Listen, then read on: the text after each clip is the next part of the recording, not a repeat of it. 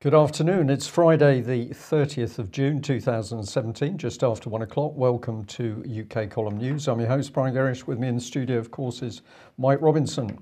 We're joined today by live video Skype link by Alex Thomson with Eastern Approaches, and Alex will be speaking from Netherlands, and Patrick Henningsen will be joining us from 21st Century Wire. So we'll just give people a reminder that unfortunately June has not been the end of May, but maybe July will bring something special. Alex, we'll get straight in with this from Russia Insider. The headline is MI5. Perhaps it is, Mike, actually. I think that's a perfectly acceptable slip. Yeah, MI5 tries to exchange bribes to Russian bankers for espionage against Russian officials. Surely this type of thing would never have happened in your day. I was very interested in seeing how the former Soviet Union countries were always trying to woo the EBRD, the European Bank for Reconstruction and Development, but it didn't get to this level. The EBRD, I've come to realize in hindsight, is one of the tools by which the usual Bretton Woods, IMF, World Bank clique, basically the BIS clique, ultimately Rothschild banking, got its claws on the former Soviet Union by setting up the EBRD in '91 and then making these countries jump through hoops of democracy and transparency, so-called, in order to get the loans. And I did see how important these EBRD loans were to countries like Georgia and Ukraine as they tried to become pro-EU, pro-NATO states, basically tying themselves in. But this has gone on in the Russian Federation itself because, of course, there's been a much more concentrated vector there, which is getting the Russians to have a Rothschild central bank. You know, you have this conflict between the Euro-Atlanticists among the economists in Russia and the Putin or KGB coterie, basically, and there's been this long struggle. And in this case, Russia Insider, a very reliable source, by the way, if you watch their subtitling of Russian video content, extremely good. They've noticed that in the trial of Andrei Ryzhenko, a serving senior at the EBRD in London, where it has its headquarters, he was basically being put on trial for allegedly millions of pounds of bribes. And there was testimony during the trial that the EBRD cooperates with MI5 to offer immunity to EBRD executives and also to allow EBRD records to be used in espionage operations against EBRD shareholders, which has meant the Eastern Europeans and Russians, you know, who are at the controlling helm of the bank under London's watchful eye. So there's a lot of detail there. The write-up's not clear in places, but it does look like MI5 made a clear deal, spy on Russia and undeclared Russian agents in London, apparently, in order to avoid prosecution. I'm not quite sure how MI5 can pull that off, especially when the prosecutor is the British state, or even if it's a private prosecution, but apparently it happens. Okay, well, let's stick with Russia. And we mentioned earlier this week the press release from the White House, statement from the press secretary. The United States has identified potential preparations for another chemical weapons attack by the Assad regime, and so they were accusing Assad of planning chemical weapons. Michael Fallon said the use of chemical weapons against innocent civilians is absolutely abhorrent. It's illegal under any rule of war. And if you remember, we pointed out that Jim Mattis had then come out and said that it appears that they took the warning seriously. They didn't do it. There had been no such attack. And Mattis also suggesting that there were definite deconfliction zones in place with Russia in Syria. Well, it appears that the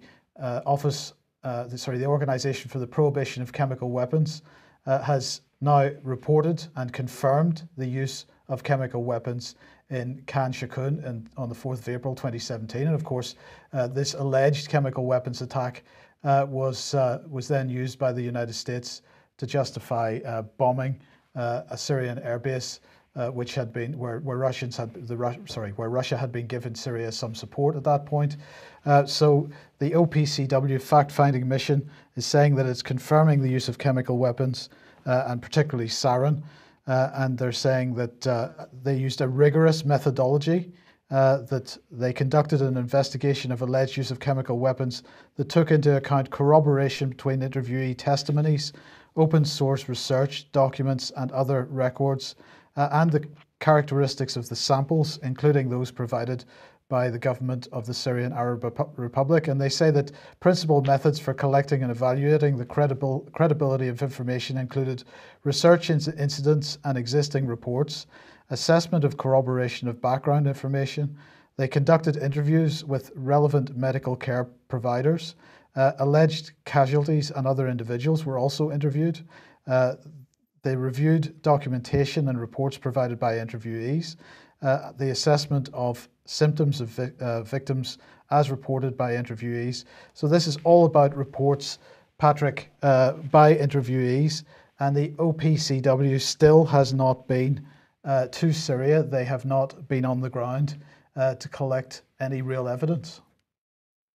No, they haven't. So everything that they've listed there is on the whole circumstantial, and there isn't actually any forensic evidence from what I can see from the scene. There's no chain of custody, and this is very important. Had this been a criminal case, let's just say this was even a simple case of a homicide in Britain or the United States or any European country, without any sort of chain of custody of any of these samples or the evidence, this would not be admissible in a court of law. So why is there such a low standard with these international organizations in terms of convicting or coming to some conclusion of wrongdoing or criminality? It's so much lower than the sort of simple court and justice processes that we've had for hundreds of years in countries all across the world.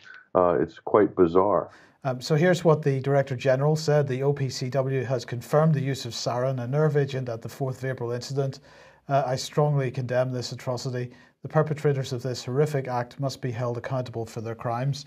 And Patrick, as you pointed out a couple of days ago, this was the standard of the investigation. Yeah, and notice this, no coincidence that this is all coming out right at the same time or to cover up. I think this is a chain of events, and who knows what the next event is in this chain. Possibly a chemical weapons attack will have manifested itself somewhere in Syria, which will trigger some sort of U.S. action.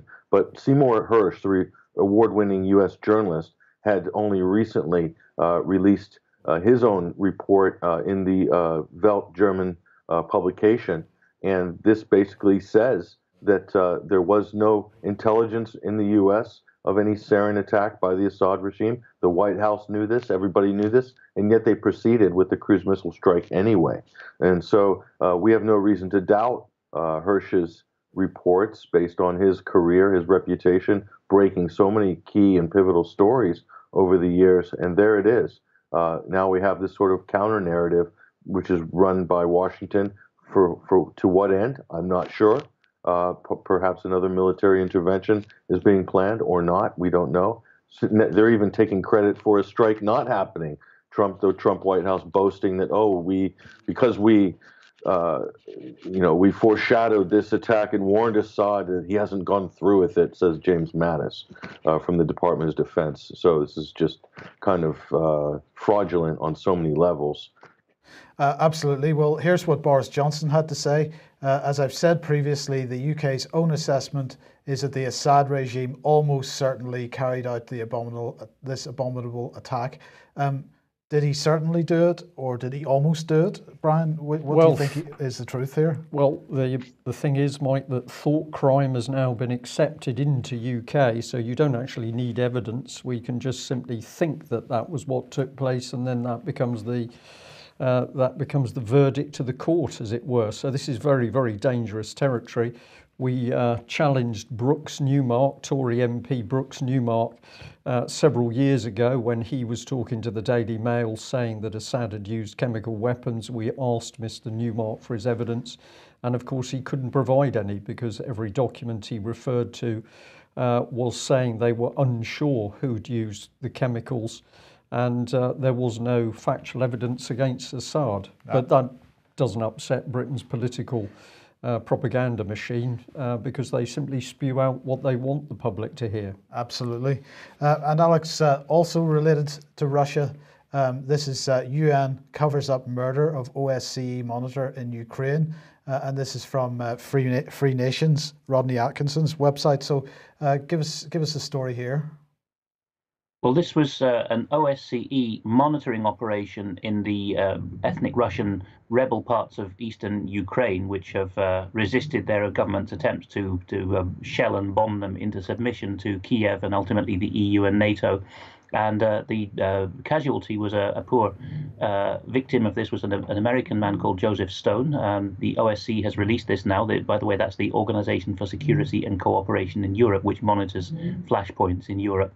A 36-year-old paramedic, and if you look at that Free Nations page and go through on the link to the Radio Free Europe, Radio Liberty page, which is basically a Voice of America-like propaganda channel, but they do have good stuff sometimes, you can see the moment when the poor man is attacked by a detonation. And in the longer version of the footage, it seems that there's other vehicles there racing to the scene. So there seems to have been some kind of ambush and lying in wait. But the OSCE always used to be very open and transparent with its details of who was in which flashpoint, which nationalities the officers were, what had happened to them. But this time the OSCE seems to have gone to the bigger boys in the International Organizations Club, the UN particularly, as Free Nations reports there, to cover it up. So it's been up to other sources, really, and because there was a camera suspiciously positioned there to capture the footage, it looks like some kind of setup here. So obviously triggering further tensions. And before I forget, you quoted a moment ago Ahmet Üzümcü, the Secretary General, Director General, I think he's called, of the OPCW down the road here in The Hague. He fits the profile for being a career Turkish intelligence officer with MIT, the Turkish intelligence agency, because he was previously Consul General in Aleppo and also Ambassador to Israel in Tel Aviv. So I have my suspicions about that man. Okay, thank you, Alex. And well, yesterday we mentioned that NATO was holding its defence ministers meeting in Brussels, because that's where NATO is based in its new headquarters, which the Belgian government handed over to NATO a week or two ago. Well, one of the things that came out of that was that Jens Stoltenberg confirmed that they will increase their presence in Afghanistan. He said, "We've just finished talks about the future of Resolute support mission in Afghanistan. Our work in Afghanistan remains a truly international effort. 39 allies and partners are working with the Afghans to help make their country more secure and prevent it from ever again becoming a safe haven for international terrorists. Over the years, we've achieved hard-won gains in Afghanistan, and many of our women and men have paid the ultimate price. We will always honour their service and sacrifice." So, Brian, in a word, guess how many times, as we've sort of hinted at before, guess how many times the word opium was used in his discussions? I'm going to guess zero. Zero, indeed. And this week, of course, the 2017 World Drugs Report from the United Nations was released. And they have now, for a number of years there, they had dropped the year 2001 off the graph showing opium poppy cultivation globally, because, of course, that is the embarrassing year, because that's the year just, the crop just prior to the US and then subsequently NATO's taking over the operation in Afghanistan. And as we can see, opium poppy cultivation has been extremely successful in Afghanistan. That's the light green bars on the bar chart there.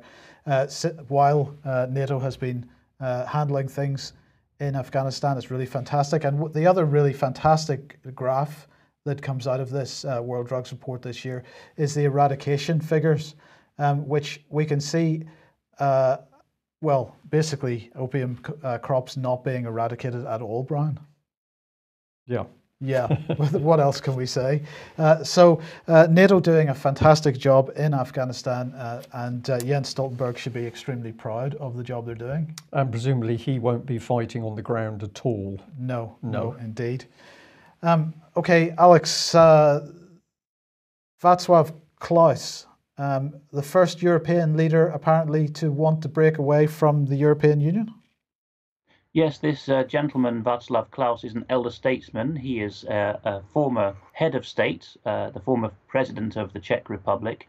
There are quite a lot of commentators who've written approvingly about this gentleman because when he was president, he, with very little or no security presence, would wander down to a hall in central Prague every week and hold a discourse with citizens, anyone who would turn up, about the course of the nation. And he did that quite freely. He's a real intellectual. He's of the same caliber, of course, as the Solidarity men in north of the Czech Republic in Poland. The same kind of Christian conscientious backbone figure. And now, of course, the Czech Republic is in this tightly knit Visegrad alliance, the four countries from Poland to Hungary, the other two being Czech Republic and Slovakia. And that's the core of the group that have said no to imposed migrant quotas. And so this is the keystone country in the middle of the Visegrad Alliance, the Czech Republic, and in some ways the most intellectually and technologically advanced of them. And Klaus has come out of retirement as the first former head of state of a continental country to say it is now time for us to leave. The EU is unreformable. And he's doing it using his own think tank, basically, which he set up in retirement. But just look at the standard. I mean, the guy's wearing a proper dicky bow and cream jacket with a proper classical background. It gives a very strong message that the Central Europeans are a cut above the Western Europeans now in civilization, doesn't it? And Alex, that still is from a video that he has released. It is subtitled, but it's not the only video with comments on this. No, there is. If you look up Václav Klaus, the spelling is on the subtitle there. If you look up on YouTube, Václav Klaus booed, you will see 2009 footage of Klaus addressing the European Parliament. I believe it was in one of its weeks when it was in Strasbourg. And he was invited to give a set-piece speech, and he was warning that, we Czechs know what totalitarianism is, and we see you heading back towards it. At which point, large numbers of MEPs from the mainstream parties, there wasn't much of a patriotic challenge back then. There has been since, but this was, I think, just before the elections that year for the European Parliament. A lot of these groups, the Christian Democrats, the Socialists, and the Liberals, just started booing and, walked out of their seats, turning their back on a head of state. Serving at that time. So it's taken him 8 years to realize that this isn't just a blip, that his country is always going to be treated as a colony while it's in the EU. Well, the EU clearly getting concerned about this, and this is on screen a paper entitled Reflection Paper on the Future of EU Finances. And of course, Alex, as Brian said to me earlier, that's probably all they can do on EU finances is to reflect on it, because they don't actually have any audited accounts. So signed off audited accounts. Yeah, they do an audit process, but nobody ever signs it off as correct. That's okay. Yeah, and you wanted to highlight page 21 out of this, which are the options for the future finances of the EU. And they particularly seem to be concerned about what happens when the United Kingdom removes its money from the European Union. Yes, people can freeze the screen and look at the second paragraph there, the gap in EU finances arising from the United Kingdom's withdrawal. Then they say in typical European Commission language, okay, that there's a troika here, that all three European institutions were involved, EU institutions, but it's basically the Commission in the driving seat saying in that paragraph, once the Brits leaves, we are scuppered. And you can see that on the right-hand side, hard choices will need to be made. But that whole wording there, if people freeze the screen, says basically we're going to have to rethink this. Are we going to go for continent-wide corporation tax? Because at the moment, the EU only raises money directly through very limited means, such as a GNP pro rata share of national budgets, plus some direct taxation from VAT and customs duties from odd products like isoglucose. But otherwise, the EU is dependent on member states for funding. And the Commission is, as usual, hijacking the moment and saying, let's have some collective chin stroking about what's going to happen when the Brits leave. And they fly a kite for the option of do less Europe. But of course, the European Commission never believes in that. It's just a way of putting that up as option number one so that they can put in option number two in the paper, which is start taxing everyone continental wide. So what we're talking about here is a federalized tax system. Yes, and this doesn't stop with the EU. It's just opportunism, really. The EU is a stepping stone in many ways to UN and world government. And I must clarify here, I was recently interviewing a former UN diplomat, Peter Ford, for the second time, and he is one of the good men in the system. But we have to make clear here that the UN, from the outset, was conceived as a globalist model, even if it had many good people in it. But the EU is a way to get there. And if you read Bernice Barteld's articles on her Global Citizen News website on Blogspot, and sometimes she writes for us. She points out that we're very close now to having individual digital identities globally, and the EU will be one of the natural models or forums in which these can be used to tax people. Or indeed, as she's increasingly arguing, it will be a sweetener. You won't have to pay tax to get your basic utilities as long as you're a good boy. And as soon as you stop being a good boy, then you may find it impossible to access these utilities. Your number will be turned off.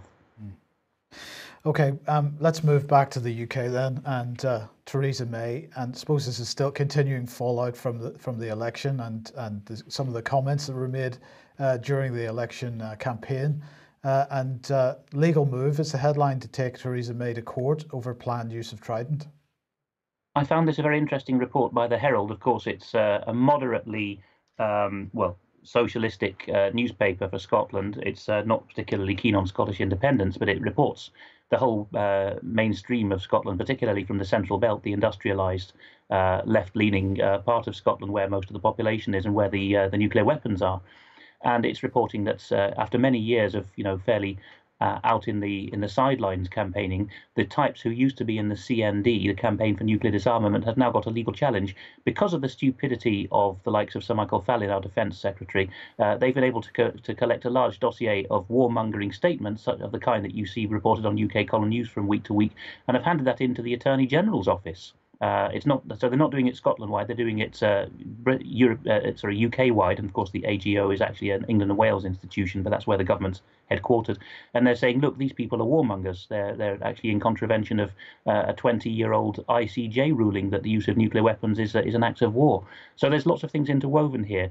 There's a subtle threat to Britain's sovereignty and the rightful nuclear deterrent, as we keep reporting on. But the way that they've managed to get that far is unfortunately because of the stupidity of some of our politicians who have been echoing the same line that's coming out of the Pentagon recently, the first strike idea. And do you think they have any chance? It depends on the constellation of ministers. At the moment, there will be heavy pressure put on the AGO, the Attorney General's office from above, to squash this. But there's always lots of Fabians and other fellow traveller cultural Marxists in the woodwork in these legal bodies like the AGO who do enjoy opportunities to rob Britain of its effective nuclear deterrence, just as there are in the MOD planning, which enables us to have very little nuclear deterrent left in the submarines and low capacity to guard those submarines. So I don't know, perhaps Brian would like to comment. I think there's some chance that the establishment could see this as the moment to flick the switch. Well, I think something very sinister could well be going on here. We've seen members of the public used before in order to drive particular political agendas. We've had it over Brexit itself. And of course, there's been a long-term campaign to get rid of Britain's nuclear deterrent. Personally, I don't agree with that, but I understand why people should want to, or why people would say we need to get rid of it. That's perhaps a discussion for another time, but we live in a world of nuclear weapons. But of course, if Britain was now to weaken the resolve to have nuclear weapons, that would make it ideal for the French to simply slip into the role, take over what remains of Britain's nuclear weapons, and then this very devious plan over EU military unification is complete, bar the central bank and one defence ministry, of course.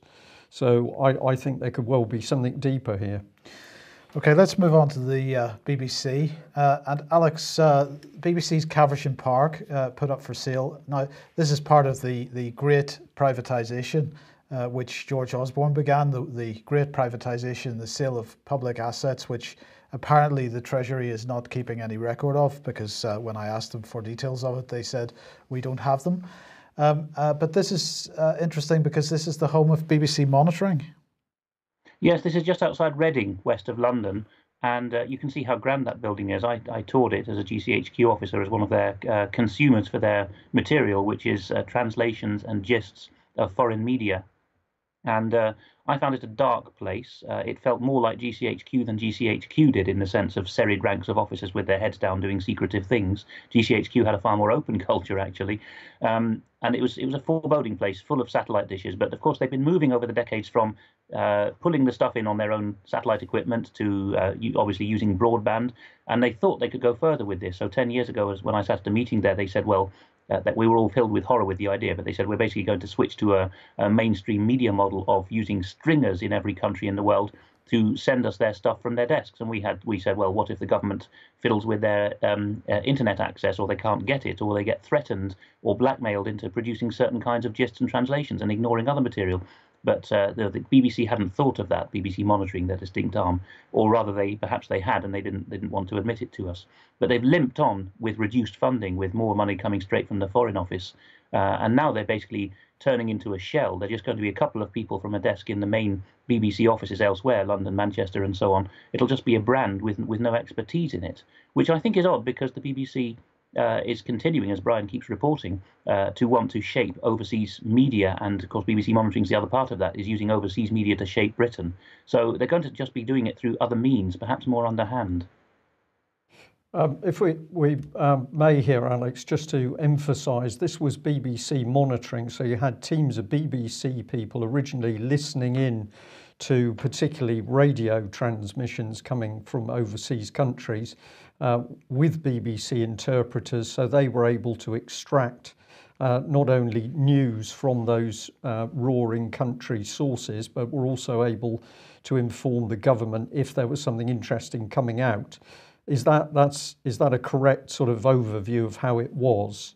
That is exactly it. You would get a daily gist per country and per topic with these wonderful one-paragraph summaries, and if you requested, you could get a full translation. So it would be what the Iranians or the Azerbaijanis or Zimbabweans were saying in their own languages about the world and Britain.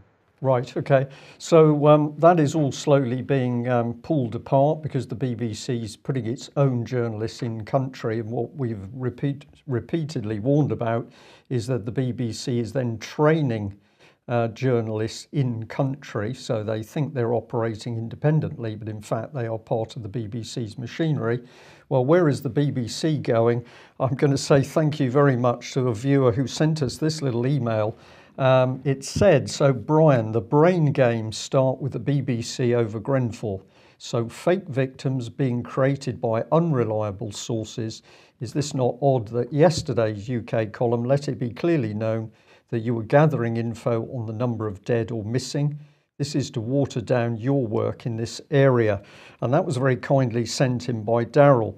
Well, we did some work on this morning, and it's just been fascinating. So what a lovely segment after your introduction there, Alex. Let's have a look at this. Here's BBC Trending. This is the web page. They've got an article about Qatar at the moment, the Qatar row. But this is what they say about themselves. The BBC Bureau on the Internet reporting on what's being shared and asking why it matters. And we've labelled this that what we're really looking at is a BBC smokescreen, which is mixing social media conspiracy theory and fake news to help the government cover up the number of victims in Grenfell Tower. Now let's have a look at some of the way this organisation works. Excuse me, this is BBC Trending Twitter page, and they've pinned one of their own tweets at the top. So this is not so much as looking to see what the other people are saying on social media. This is giving the BBC's viewpoint. But this is what the viewer picked up. BBC Trending, Grenfell Miracle Baby, why people invent fake victims of attacks and disasters. This is a little bit of the text. It started on a clickbait-heavy fake news site which uses the name of a real media outlet, Metro. The story also swiped the BBC's breaking news graphic to create an alert that appears real enough if you don't look too closely. And I'll give you this paragraph as well. BBC Trending noticed a spate of fake victim pictures on Twitter in the wake of this year's terror attacks in Manchester and London. Some were posted online within minutes of the attack. The fakes take the form of a tweet urging members of the public to look out for someone with an attached picture, usually taken from some other website or social media account. So this article mixing up Grenfell Tower block, where of course the public have been saying quite openly, why isn't the government telling the truth about the number of victims? And in with that particular subject, the BBC then brings the Manchester and London attacks. So where does the information come from? with regard to Grenfell? Well, here is the tweet. So you can see Metro, you can see breaking news, but if you look down at the bottom, this particular tweet has only been retweeted, I think it's 19 times. So it's come out of one particular area, at Paper Ghost, and this has been the basis, the whole basis, effectively, for the BBC trending story. So let's have a look at Paper Ghost. And I haven't played with this image at all. This is the man, a malware analyst, Chris Boyd, and it's his work that's been used by the BBC to create this story. So if we follow it through, here's Chris Boyd's own Twitter page. And if we go on it, I'm going to say a lot of rubbishy items, but he did push out this. He's talking about the fact that a mere £5,000 has been paid to the Grenfell survivors. He's put out the video clip where the Royal Borough of Kensington and Chelsea is saying that they're upset because the journalists are in the council meeting, members of the local area getting very upset. And he also pushes out this one, saying that it's obvious that there's going to be a big cover-up of Grenfell. So you've got one tweet pushed out by this man, but he is capable of recognising that there's very serious stuff going on around the reporting of the Grenfell fire. So let's emphasise that. This was Russia Today, saying that survivors of the fire have actually been barred from Kensington Council meeting due to a risk of disruption. And in fact, the press had to take a legal action in order to get in. But I believe that meeting itself was cancelled, is the latest I've read into that. So we've got a story about fake victims interspersed with real reporting around the distress of the local people in the Grenfell area. Who's the man who's put this together? Well, it's this man, Mike Wendling of BBC Trending. And he said in his article, BBC Trending contacted a number of the people who were spreading the false rumours about victims. Several admitted they were in it for laughs. One was a self-described fascist who said they were a teenager living in the United States.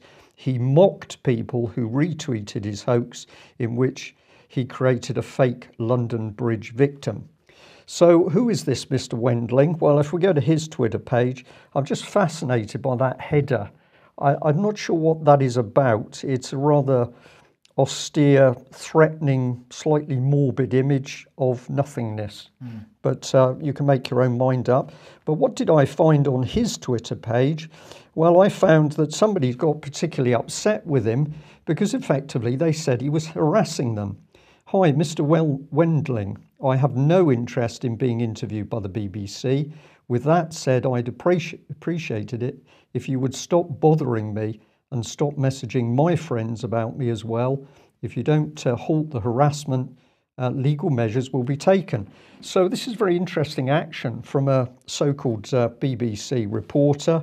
This tweet was retweeted with several different covering comments. But what I pick up is that this man is up to no good himself. Harassment is being mentioned. So let's go on with what he says in his article. He brings up a lady called Whitney Phillips. The expert in trolling says that despite varying motives, the pranksters tend to have a pattern when picking out their fake victims. Around the globe, far-right actors have made great efforts to engage in media manipulation, and one of the ways that's done is to go after the most vulnerable populations or historically underrepresented populations that they see as occupying a politically correct or social justice warrior ambit. So let's put these pieces just together. Here's Mike himself. So he uses the tin-hatted Viking Chris Boyd as his source for the story. He brings in this expert, Whitney Phillips. Here's her Twitter page, even more bizarre header there. And they use a single retweeted item in order to create a whole story that somebody's fabricating the victims. Now, I want to add a bit more, but Patrick, this is in your face fake news by the BBC. on an extremely distressing story. This is, I'm short of a word. I find it deeply unpleasant that the BBC would create a story when there's been so many deaths, and we don't know how many deaths. Sure, and sure. This journalist, or whichever title you want to attribute to him, this is a desperate attempt by this person from the BBC to cherry pick an insignificant tweet and then use the BBC platform in order to blow it up into a story or a trend. So this is a complete fabrication and kind of an overblown estimation on his part. And as you pointed out, Brian, that the tweet that he based his story around only had 19 retweets. So in other words, nobody actually saw it. Nobody was going to see it. So creating this fake news crisis once again by amplifying fake news, basically. So I guess the more people got to see it, and of course those numbers will probably go up after it was featured on the BBC. But it's interesting that a BBC person would take this line about this conjecture about fake victims. And you only have to look at the BBC's own productions in order to see a litany of reports pretty much putting out what seems to be their own fake victims. Look at the BBC Panorama report, Saving Syria's Children, that has been analyzed intensively by a number of independent researchers and persons. And that certainly could be a case there for fake victims being touted around on a major program at a time when the country is about to go to war against Syria. And also we can look at the championing of groups like the White Helmets, which the BBC has contributed in. And so them putting out a lot of dubious footage of films filmed by activist journalists. Certainly we can have some fake victims in there, and also pushing the Bana of Aleppo story about a 7-year-old tweeting from Aleppo about Assad's barrel bombs and Russian airstrikes and so forth. That absolutely a hoax, a complete fraud, a fabrication, fake victimology being pushed out by the BBC. So it is a bit rich that the BBC would be on this kind of crusade against people putting out fake victims, insignificant tweets, by the way, of so-called fake victims. So the BBC doesn't support local people by asking why the number of victims is not reported. What the BBC does is creates this fake news in order to disturb and unsettle local people. Let's focus in again on this man himself, because there's lots of information on his Twitter page, but I found this particularly unpleasant. He's gloating at the fact these two young ladies are doing what? Playing in a particularly empty office. This seems to be part of BBC trending itself. And the theme is continued in another tweet where he's saying it's the 13th of December and our vast office spaces are empty. So £3.74 billion worth of taxpayers' money into the BBC, and this man helping to create fake news, which is mocking the public, but the whole thing mocking licence fee payers. And if you get deeper into him, you say, well, of course, this man is a political man himself. He's boasting that he's just about to produce a book called Alt-Right, the inside story of the growing movement of white supremacists, anti-feminists and conspiracy theorists. And I think what we can really say is this man is helping create conspiracy theory by basing it on conspiracy theory. It's mind-boggling. But who does he mention in the introduction for his book? He's talking about Mr. Steve Bannon. I know you want to come in, Alex, 2 seconds, or just bring him up on screen. Steve Bannon, who is Trump's key advisor. Now, Patrick, we'll ask you to talk about that, but before we do, Alex, you just wanted to come in.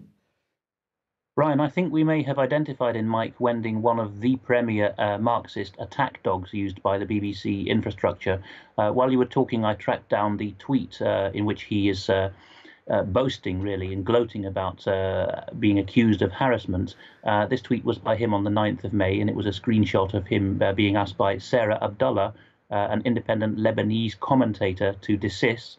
I noticed that he was even persecuting her on VK, which is Kontaktye, a Russian-based social media site. And immediately I see that she's basically pro-Assad and pro-Putin, which is why he's latched onto her.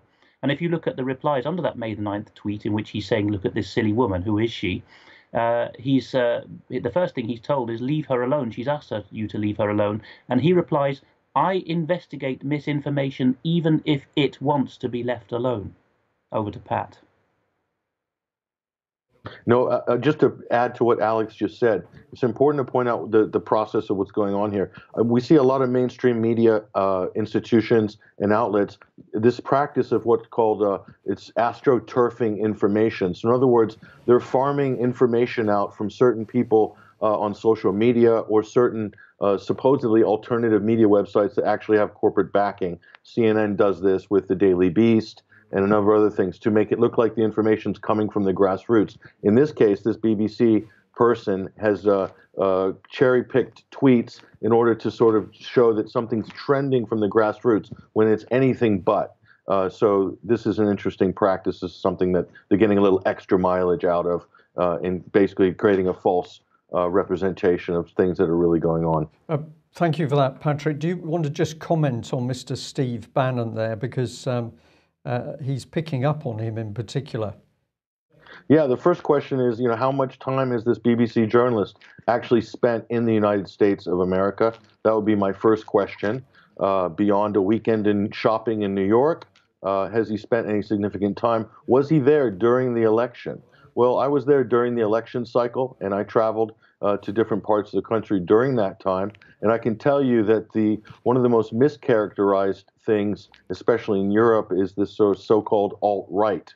And this was really latched onto by the liberal left during the election cycle, especially the Clinton campaign. Okay, and Steve Bannon was inflated as this kind of evil figure. He became the whipping boy of the Democratic Party, of MSNBC, of CNN. They called him linked to the KKK, a racist, a bigot, an anti-Semite. And when you actually drill down, Steve Bannon is none of these things.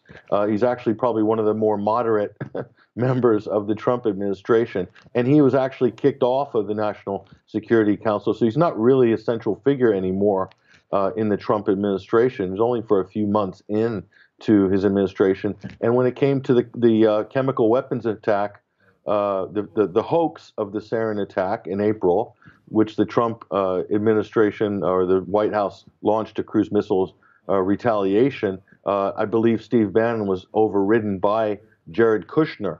So Bannon actually didn't want to go ahead with that strike. And it's funny that when Trump went ahead with that strike, even CNN and those on the left all were so happy at that moment. They thought, wow, this is great. This is president's finally become presidential. They're all, believe me, they're all cheering in the front row when those cruise missiles were launched and hit in Syria. So the BBC attacking the man who actually tried to prevent that attack. That's an interesting comment. Yes. Yes, absolutely, Brian. Okay, yeah. Thank you. Well, let's stick with the mainstream media. Now, Patrick, earlier in the week, you and I were discussing the fact that CNN had to get rid of 3 of its journalists over Russiagate and lies over Russiagate. The New York Times here have this article: Trump's deflections and denials on Russia frustrate even his allies. And unfortunately, they've had to make a retraction on it because they had published originally that allegations were supported by statements made by 17 security organizations within or from the American intelligence community, at least. Now, Consortium News here have said New York Times finally retracts Russiagate canard, and this is Robert Parry basically saying that they've changed the text of that article to make the point that it wasn't 17 agencies agreeing, that it was, I think, 3 or 4 had made this statement originally. We've made this point this week, Patrick, but let's just remind everybody, because Michael Fallon, speaking at Chatham House, had made 2 comments in his speech, and of course he said there have been attacks on America, with the United States Office of the Director of National Intelligence concluding that Russia had targeted the presidential election.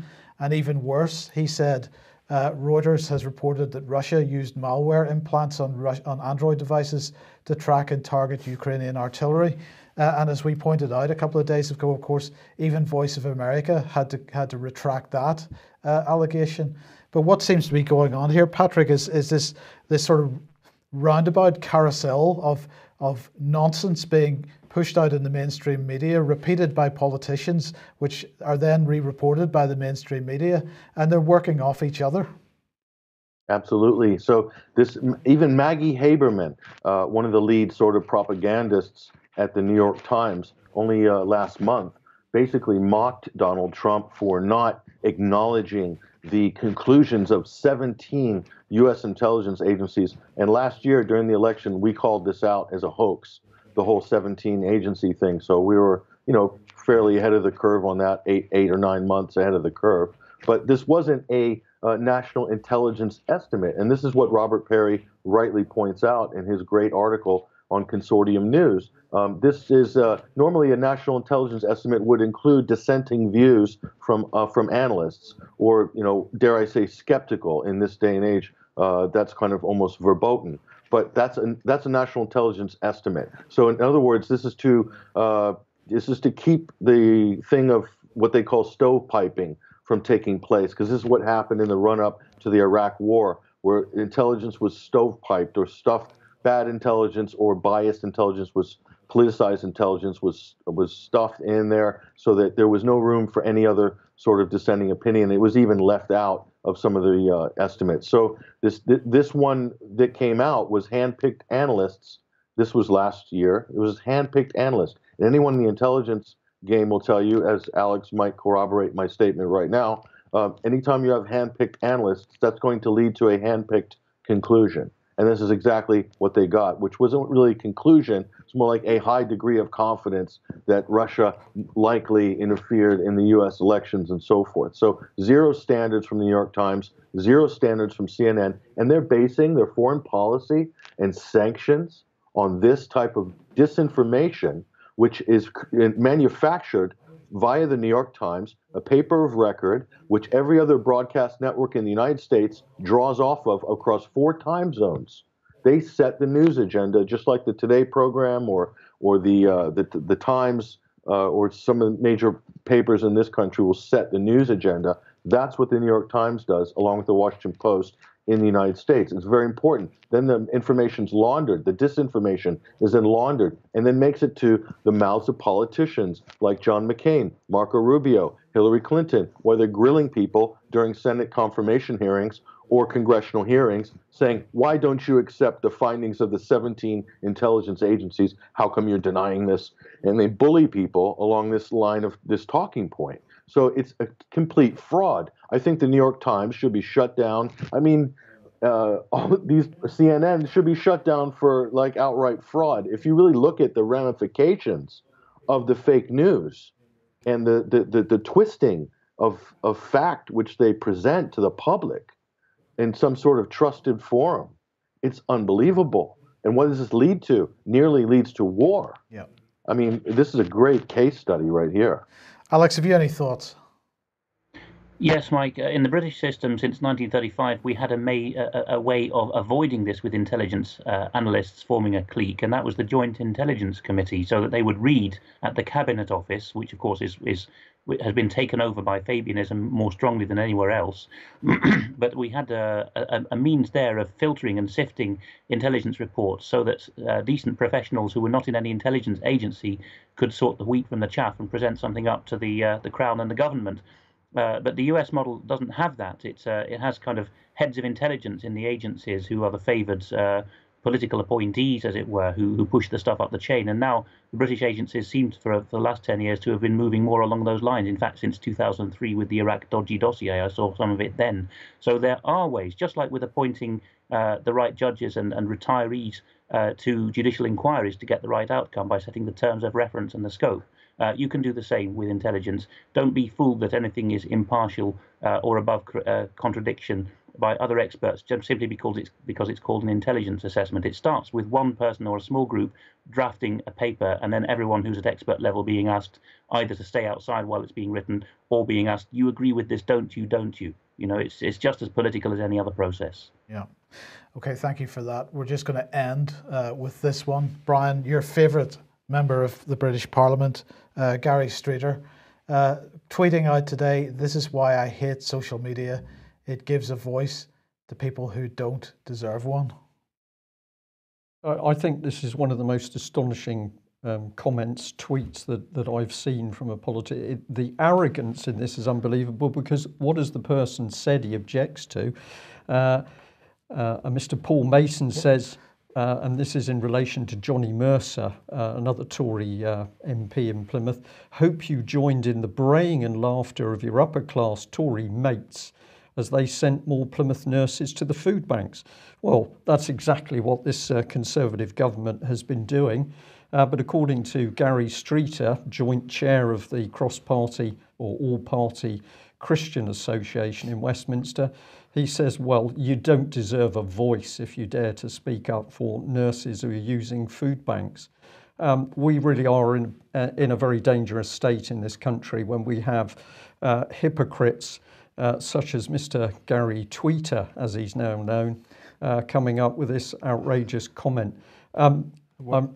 Sorry. We're pretty much out of time. We're out of time, perhaps it's just as well. But just before we go, I just wanted to say thank you very much for the Bradbury Pound mugs. We received them this morning. Yep. Whoever Excellent. sent them to us, thank you very much. Very nice. They will be put to good use. And we'll just say that, we just say a gentle apology for the mysterious, spooky door-opening dog that made yesterday's news so enjoyable. We'll see whether we can prevent that in future. But there we go. These things happen when you're working on less than a £3.74 billion budget. Thanks for joining us. We'll be back at the same time on Monday. And if you're not yet a subscriber to the UK column, please consider taking out a subscription and or making a donation. We can only do what we do with your financial help. Thanks for joining us. Bye-bye. Bye-bye.